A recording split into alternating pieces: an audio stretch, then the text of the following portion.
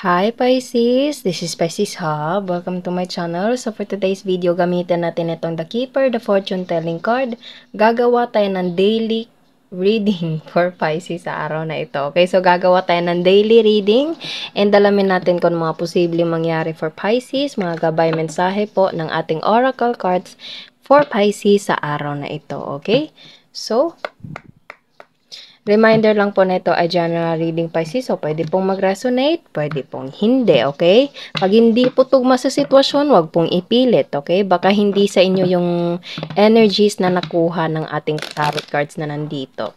Okay? And this is a timeless reading po. So, kahit anong araw, buwan o taon mo to napanood, basta tugma po sa sitwasyon niyo po, take lang, okay?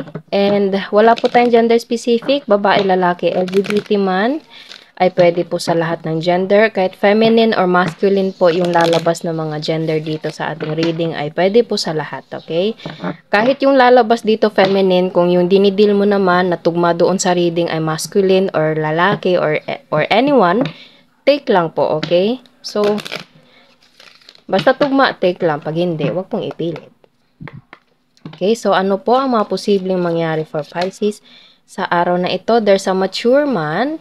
So, pwedeng this is your energy, Pisces, or you're dealing with someone na mas matanda sa'yo, okay? Masculine energy.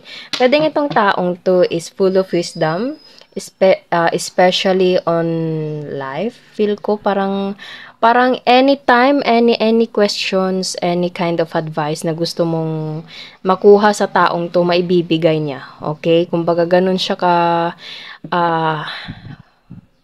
knowledgeable, okay, in life experiences. Pwede din ito ay isang taong professional sa kanyang trabaho, sa kanyang craft, kung ano man yung ginagawa niya. Kasi meron tayo ditong parang mga libro, okay? So, obviously, this person is a knowledgeable, respetado, okay? Or someone na, alam mo yun, kumbaga, feel ko itong taong to is malumanay, yung parang kalmado, yung ganun. Okay? Ganun yung itong klaseng tao na nandito. Okay? And also, pwedeng nakatira to sa malayo, pwedeng nasa ibang lugar, kasi meron tayo ditong globe. Okay? Or pwedeng merong connection sa globe, pwedeng teacher, pwedeng lawyer, o kung sino man na ganito yung energy. Okay? So, ano po yung konektado for this mature man for Pisces sa araw na ito? Pwedeng ikaw yan, Pisces, or pwedeng you're dealing with someone na ganyan. Okay? Expectation. So, pwedeng itong taong to is expecting from you or ikaw yung nag-e-expect sa kanya. Kasi, nakikita nyo, nakatingin siya dito and itong tao naman is nakatingin dito. Okay? Oh, so, pwedeng kumbaga, meron kayong connection ng taong to. Okay? Pwedeng ito ay family member mo, pwedeng tatay, tito, kapatid na lalaki na mas matanda sa'yo, okay? Or boss, or pwedeng you're dealing with someone, pwedeng mahal mo to, karelasyon mo to na mas matanda sa'yo, okay? Basta feel ko meron itong age gap, okay? Age difference sa inyong dalawa. Parang, pareho kayo ng ano nito, iniisip or something na meron kang ini-expect sa kanya. Pwedeng you're expecting a message coming from this person or this person is expecting something from you. Okay? Basta pareho silang nakatingin, no? Pareho silang nakatingin. So, parang nasa ibang bahay to siya and itong taong to isang dito sa loob. Nakikita nyo, para kasi siyang merong tinatanaw na ibang bahay dito, building, and pwedeng nandito siya sa loob, okay? So, pwedeng nasa ibang syudad, nasa ibang bansa, nasa ibang bahay, okay? Pwedeng magkapit-bahay lang kayo, and gift, there is a gift na darating for you, Pisces, or you're giving this person a gift, Pisces, okay? So, yun nga, pwedeng ito yung ine-expect mo, pwedeng ito yung ine-expect niya sa'yo, okay? And community. Pwedeng meron pa surprise, okay? Pwedeng there's a surprise, something na merong connection sa maraming tao. Pwedeng merong isa sa inyo na parang iso-surprise natin siya, okay? Maghintay tayo, tapos pag dumating siya, doon natin sasabihin. Pwede pong ganun, okay? Kasi merong community.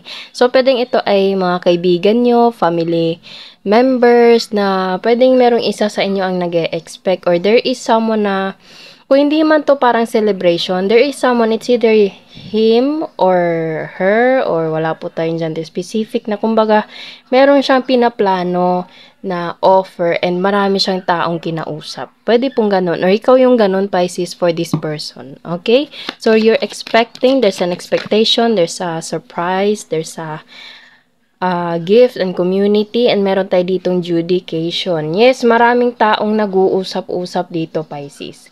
Okay, so nakikita nyo sa dalawang tao na nandito, merong taong nakikinig sa kanila. So merong mga tao, pwedeng parte to sila na parang kumbaga etong taong to is nagpaplano sa kung ano, parang ito siya, kung sino man dito. Tapos itong dalawang to is parang nasa harapan sila dito. So ito yun sila, maraming taong nakikinig sa taong nandito. So there's a surprise. It's either parang hindi mo pa to alam, Pisces, or hindi alam ng taong dinidil mo na meron kayong pa-sorpresa ng taong dinidil mo, or this person is meron pa sorpresa sa'yo, okay? Or merong hindi naman totally na surprise, pero meron na silang pinag-uusapan, pwedeng nakaupo sila, nag-uusap-usap sila, hindi saka dun, na kumbaga merong plano itong taong to, pero hindi niya pa sinabi sa'yo, o hindi mo pa sinabi sa kanya. Pwede pong vice versa po, okay? Basta there's a literal na gift, there's a literal na kumbaga bigay talaga, okay? Or pwedeng ito ay offer, opportunity na parang niluluto, parang pinaplano, and meron siyang kinakausap na ganito, ito yung gusto kong ibigay sa kanya, tama ba to? Ano ba yung dapat kong gawin? Ano ba yung, kumbaga nangihingi siya ng advice sa ibang tao kung paano niya ito ibibigay sa iyo, okay? Or pwede pong ikaw yung ganun, okay? Vice versa po yung energies po dito. So there is a planning for something, okay? So pwedeng mayroong pagpaplano, pagbibigay ng offer, okay? And it's either you're expecting, alam mo na to, Pisces, pwedeng sinabi na niya sa'yo, kung hindi man to surprise, pwedeng sinabi na niya sa'yo, and hinihintay mo na lang yung update ng taong to, kung ano yung takbo dun. Parang ganun, okay? Basta merong mga taong involved dito, merong maraming taong involved. And lovers. Yes, pwedeng karelasyon mo to, Pisces. You are so in love to this person, and this person sees you as his or her soulmate, okay? So, lovers, obviously a soulmate card. So, obviously, there's a love. And, there's a poverty. Okay, so, pwedeng medyo kapos lang sa budget or something na kailangan pag-ipunan, okay?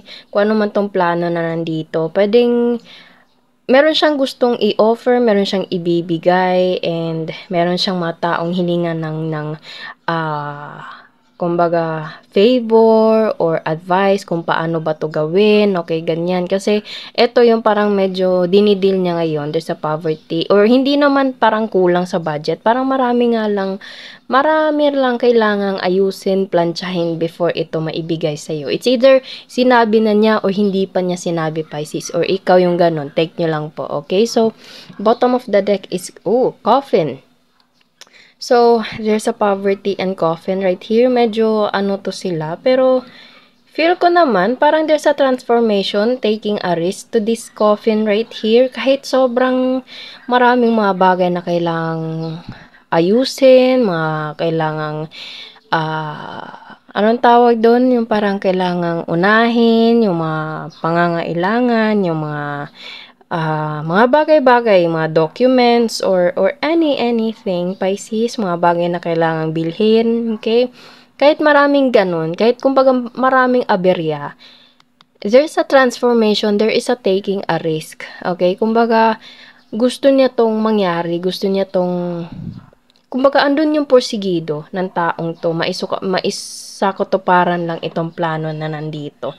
Parang naulit itong reading na ito, parang hindi ko mapinpoint kung kailan yun, pero parang nagkaroon na din tayo ng reading na parang ganito, taking a risk and planning. I don't know, Pisces, yung mga Pisces na matagal nang nanonood sa akin, comment nga kayo dyan kung parang meron na tayong ganitong reading, okay? So, para siyang hindi ko sure kung deja vu ba, pero parang para siyang confirmation for me Pisces, para siyang confirmation na there is someone na nagpaplano na merong ibibigay sa'yo, okay? Pero as of na medyo alanganin nga lang, may mga bagay nga lang aayusin, pero meron siyang plano, okay? It's either alam mo na to hindi pa, pero merong plano, merong gustong action na gagawin na although maraming balakid, pero gagawin ito. Okay? So, kuha tayo ng mga initials, random words, kung sino or ano po yung mga konektado for Pisces sa araw na ito. Para siyang almost the same nung mga nakaraan. I think last month yata yun. Okay, hindi ako sure. Basta parang halos magkapareho. Pero hindi po to inulit, Pisces. Kaka-record ko lang to. And then upload ko kaagad ito. Okay? So, meron tayo ditong salo-salo. Ayan. Ayan sila, salo-salo, pag-uusap-usap. Airplane and city. Okay, there's a letter F. Kakilala mula sa malayo, okay. Sinabi ko kanina, medyo malayo ito. Pangarap, moreno, morena, and pet lover. Okay, so pwedeng nandito, pwede pong wala. It's okay lang po, okay. So, yun po ang ating daily reading for Pisces sa araw na ito. Naway nagustuhan niyo po. Huwag niyo po sanang kalimutan na mag-like at mag-subscribe po sa ating channel. And click the bell button, Pisces, para ma-notify po kayo sa next videos na i-upload natin, okay? So, thank you, Pisces, and God bless!